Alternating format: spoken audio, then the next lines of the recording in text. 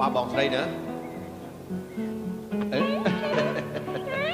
ហើយខ្លួនឯងនេះកុំឲ្យខូចពេកណាត្រូវស្ដាប់ពុកនឹងទេចាំមិនមកបា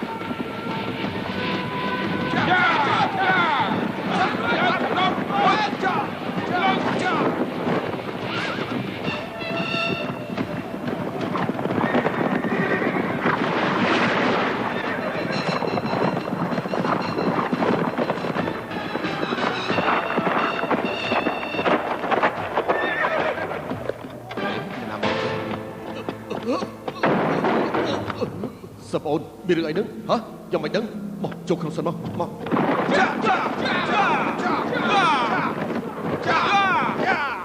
លោកបាធំមុនពេលដែលគ្រូសិស្សផ្ដាំឲ្យខ្ញុំគល់ពិនបិសាចនេះឲ្យរបស់រឿងនេះជាវត្ថុនៅភ្នំចិនសានក្នុងបទធានលោកជីងដាច់ខាតមិនឲ្យធ្លាក់ក្នុងដៃអ្នកផ្សេងទេចិនសឹងលោកគ្រូមុនស្លាប់ក៏និយាយខ្លះ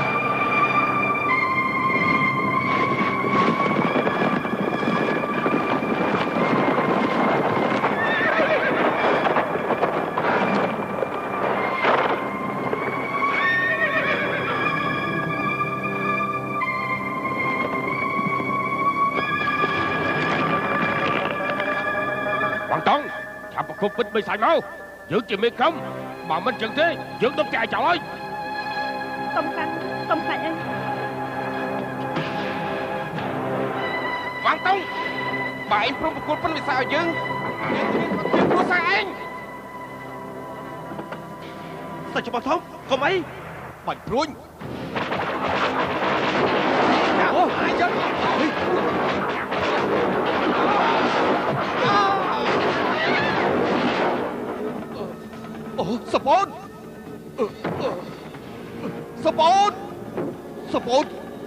សប្អូន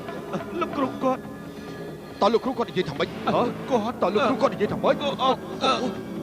សប្អូន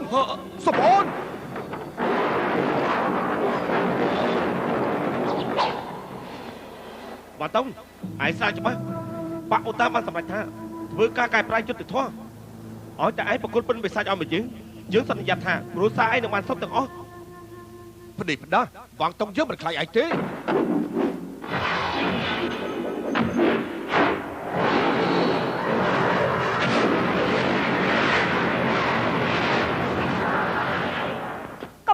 កុំកាន់ពិនបិសាចសម្រាប់មនុស្សទេចាហេចាហេចាប់រត់ទៅ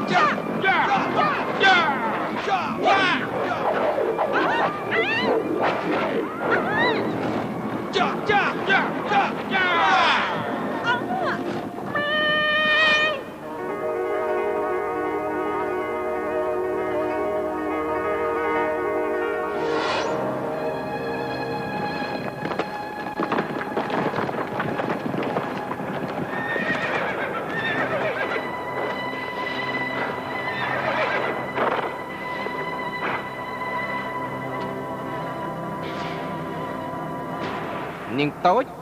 ឆាប់ប្រគល់ពិនបិសាចឲ្យពូមកអត់ទេបើមិនឲ្យប្រយ័ត្នយើងសម្រាប់ចោលអត់ទេប្រគល់ពិនបិសាចមកឲ្យយើងមកកុំបង្ខំខ្ញុំនាងតូចឲ្យពិនបិសាចមកពូមកអត់ទេឆាប់ប្រគល់ពិនបិសាចមក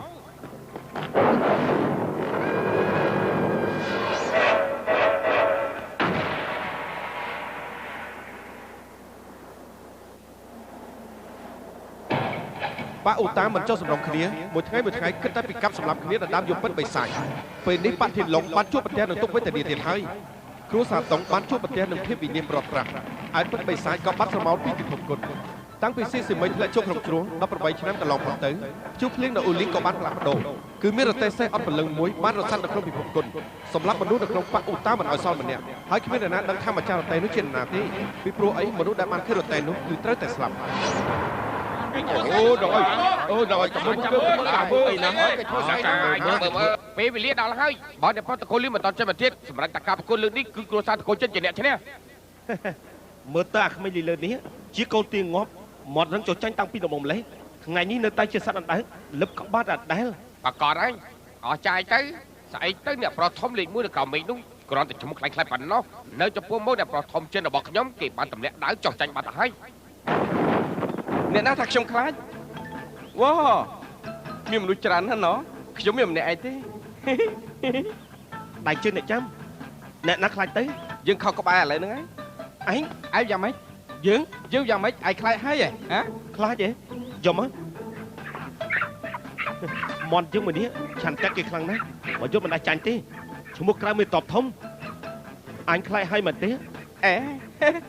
ចាំមើលមន់យើងវិញណាឆ្លាតណាស់បងប្អូនទាំងអស់មន់ខ្ញុំមួយនេះកម្ពស់8តឹកទម្ងន់5នីលកុំឃើញវាមានតូចអញ្ចឹងតែវាជាមន់ខ្លាំងជាមន់មកពីប៉ាសានចូលប្រកួតលើកណាតែងតែផ្ដួលគូសត្រូវចំណុចពិសេសរបស់វាគឺខ្លាំងទល់ខ្លាំងបើគូសត្រូវវាខ្លាំងវាកាន់តែខ្លាំងឡើងយ៉ាងម៉េចខ្លាចហើយខ្លាចអីទៅយំហ៎ចូលមកយើងខ្លាចទេខំប្រឹងប្រែងឡើងយើងពឹងលើឯងហើយយ៉ាងម៉េចហ្នឹងឲ្យយើងចាំយូរម៉េចចាំមើលទៅ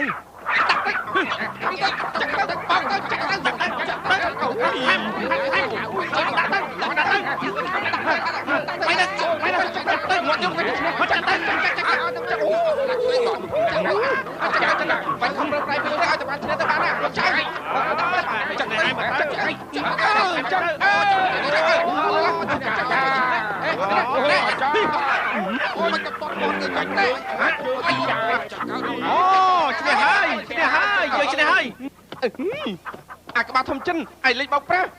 ឯងកុំឲ្យយើងថាអាក្បាលធំហាមយកមិនឲ្យហៅផងវាយគេទៅ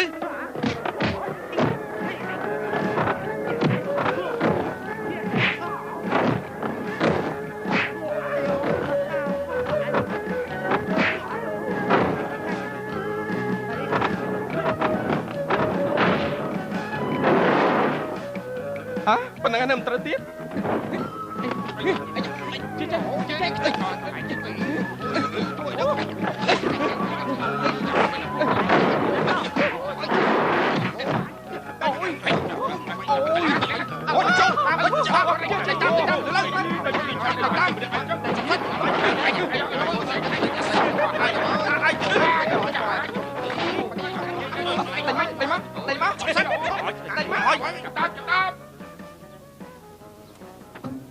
បង្ករៀងទៀតហើយឯងនេះក្រៅពីវាយគ្នាដឹងស្អីខ្លះទៅហ៎ខ្ញុំអត់ទេអត់ដឹងនៅក្រុងអញឆុងទាំងមូលនេះឯងវាយក្លាប់ចាក់អស់ហើយមានមនុស្សណាថាមិនដឹងទៅខ្ញុំត្រូវគេប្រមាថទេឯងត្រូវគេប្រមាថដែរឯងនេះបកកែខាងតែបង្ករឿងគួតហើយ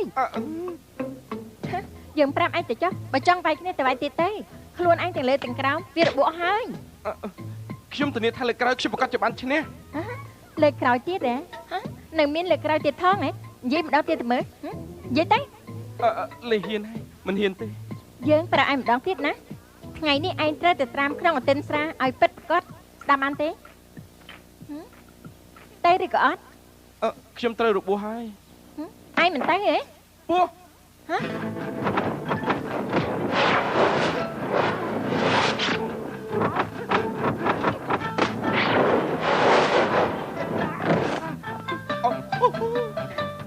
នៅមានអីទៀតឆាប់បញ្ចេញអស់មកខ្ញុំល្ងាណាស់ម៉ែម៉ែកុំសម្រាប់ខ្ញុំទៀតខ្ញុំអត់មានស្លៀកខោក្នុងទេកុំសម្រាប់ខ្ញុំទៀត ម៉ែនៅសក់ខោតែមួយនឹងទេកុំសម្រាប់ខ្ញុំទៀតអូយឯនៅតែមិនទៅទៀតហ៎ខ្ញុំទៅហើយមើលអ្នកប្រុសឯងមែនទេឲ្យអស់ធូបមួយសរសៃចាំឲ្យឈប់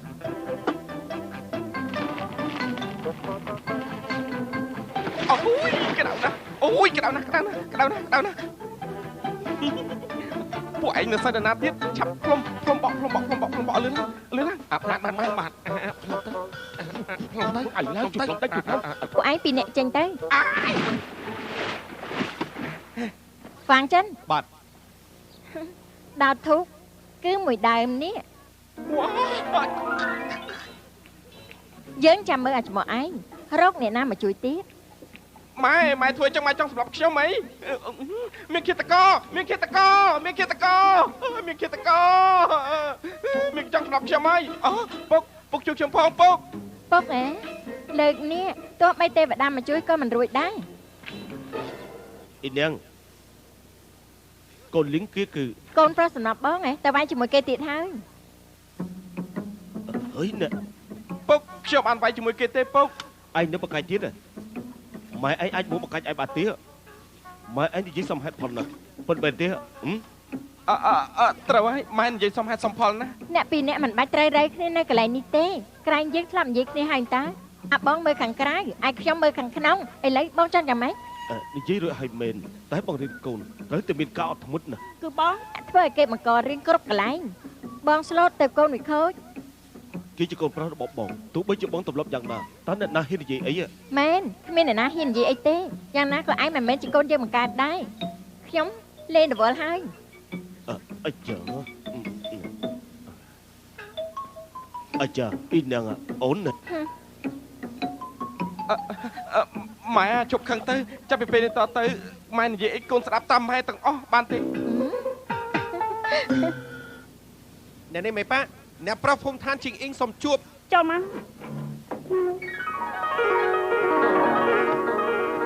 គឺមេប៉ាឋានមែនទេខ្ញុំជាកូនមេក្រុមលេខហួងឋានយេហួងខ្ញុំទីតាទៅសូមគោរពលោកមេប៉ាឋានខ្ញុំធ្លាប់ល្បីឈ្មោះលោកមេប៉ាយូរហើយថ្ងៃនេះបានជួបទៅផ្ទាល់គឺពិតជាអេមានកាយចាំនិយាយទៅកុំគួរសំពេញសូមលោកមេប៉ាឋានយកយល់ដល់តំណែងតំណងវិមានយេហោនិងតកូនជិនពួកខ្ញុំទៅជួយរកយុទ្ធធម៌ផងទៅគេនោះជាអ្នកណាគឺក្រុមធានហ្វូលីលីងក្រុមធានហ្វូក៏ជាបាក់ដែរល្បីឈ្មោះនៅក្នុងពិភពគុណដែរលោកមេប៉ាឋានមិនតន់ដឹងទេគេថាមុខលបងតែចំណែនគ្នាក្រុមធានហ្វូអាងតែគ្នាច្រើនតែងតែបង្កការលំបាកជាមួយនឹងក្រុមធានជីងរបស់ពួកខ្ញុំគឺបានឈានដល់ដំណាក់កាលទ្រាំលែងបានទៀតហើយលីលីងនឹងក្រុមធានហ្វូនោះគេជាមនុស្សក្បាល3ដៃ6មែនទេតើគេនោះអាយុប្រមាណលីលីងជា20ឆ្នាំហើយក៏ប៉ុន្តែគេធ្វើតាមអំពើចិនហើយក៏គេកាងទៀតផងប្រហិនមិនស្គាល់ហេតុផលទេសូមលោកមេប៉ាចេញមកទៅបដៅគេផងចុះដើម្បីបញ្ឈប់ភាពកោងកែរបស់គេ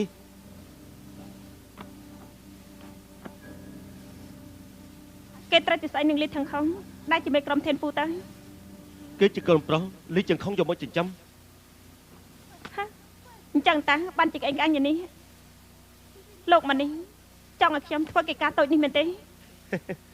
និយាយចំពោះលោកមេប៉ាគឺងាយដូចច្បក់ចេញអញ្ចឹងតែចំពោះពួកខ្ញុំវិញគឺជាកិច្ចការធំណាស់ក្បាច់កូនលីលីងគឺពុកនាងជាអ្នកបង្ហាត់មែនទេ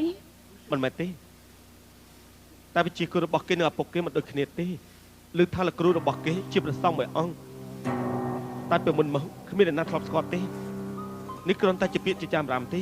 ហើយលីលីងក៏មិនដែលនិយាយពីគ្រូរបស់គេដែរពេលនេះគេកំពុងតែផឹកតែជជែកគ្នានៅទៀមចង្វាតើលោកមេប៉ាអាចណាពេលនេះថ្ងៃនេះមួយក្រុមលីចង្ខុងនៅក្នុងក្រុមធានហ្វូបានរៀបចំពិធីលាងដៃនៅក្នុងជើងមាសពីពេលនេះតទៅដកខ្លួនចេញពីប្រភពគុណក្រុមទាំងអស់ទៅផ្ទះទៅឲ្យលីលីងជាអ្នកកាន់វិញបើសិនជាថ្ងៃនេះទុកអាក្មេងលីលីងនោះគេទទួលតំណែងជាមេក្រុមគេប្រកាសជាពើទ្រូងចំពោះភ្ញៀវទាំងអស់គេប្រកាសជាសើចចំអកមិនខានទេល្អណាស់អញ្ចឹងថ្ងៃនេះគួរតែទៅបដៅវាណាបើអញ្ចឹងលោកមេប៉ាឋានខ្ញុំទៅរៀបចំរទេសជូនមិនបាច់ទេយើងចូលចិត្តដែរតែម្នាក់ឯងទៅមានសេរីភាពរបស់នេះយកមកចាំមិនយកទៅវិញអញ្ចឹងទៅ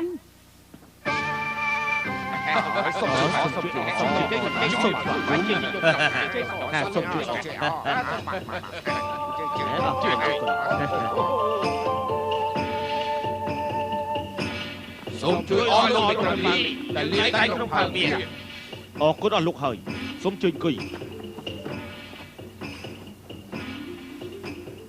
ខ្ញុំលីសង្ឃុងអាយុ30ឆ្នាំបង្កើតក្រុម Ten Food នេះ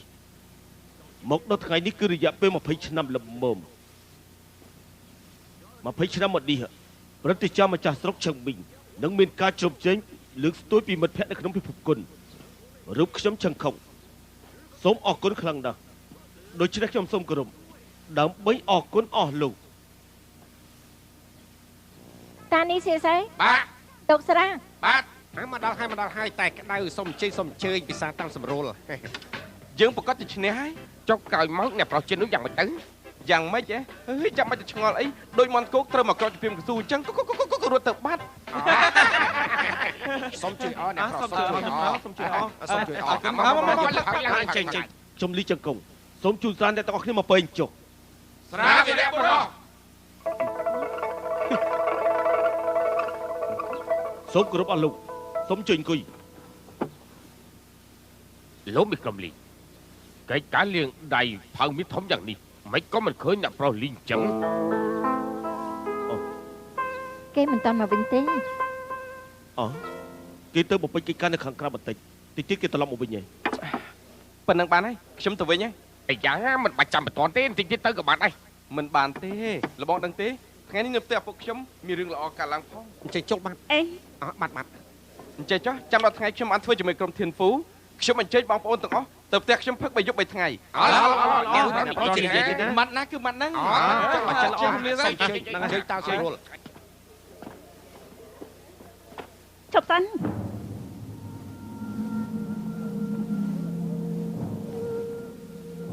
ហៅខ្ញុំហ៎លោកគឺអ្នកប្រលីងនៅក្រុម Ten Food មែនទេហ្នឹងគឺខ្ញុំហ្នឹងហើយអាយច្រឡំទៅហើយខ្ញុំនៅក្បែរលោកដែរ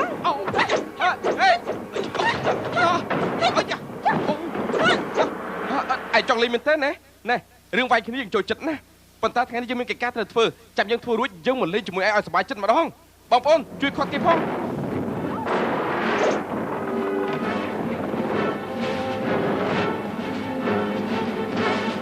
ជាផ្លេ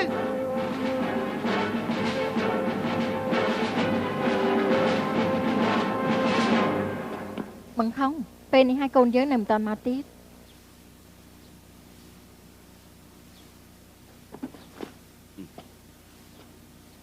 ពិធីចាប់ផ្ដើម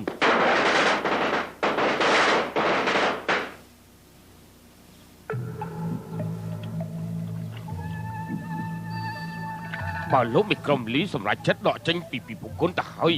ដូច្នេះឈ្មោះក្រុមធានាលេខ1ក្រោមមេឃនឹងធ្លាក់ទៅកន្លែងផ្សេងហើយមែនទេមែនហើយឥឡូវនេះលោកចាស់ទៅហើយឬមួយក៏លោកចង់បន្តឲ្យកូនចៅរបស់លោកទៀតធ្វើអញ្ចឹងពួកយើងទាំងអស់គ្នាមិនយ៉ាងសុខចិត្តទៅ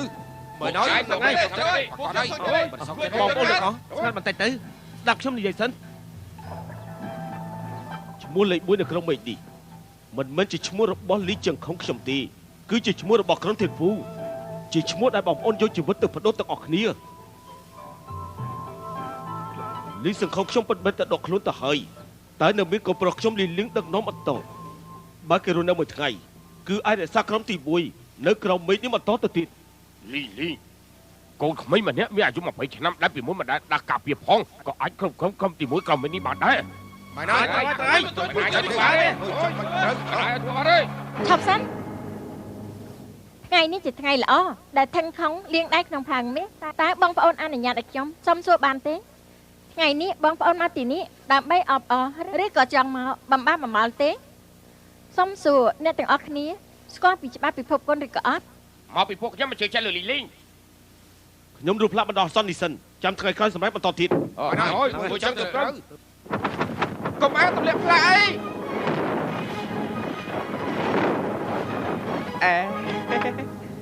សូមជួយអស់លោកឪពុកមានបុណ្យធំធេងលាងដៃក្នុងផើងមាសចាក់ចេញពីពិភព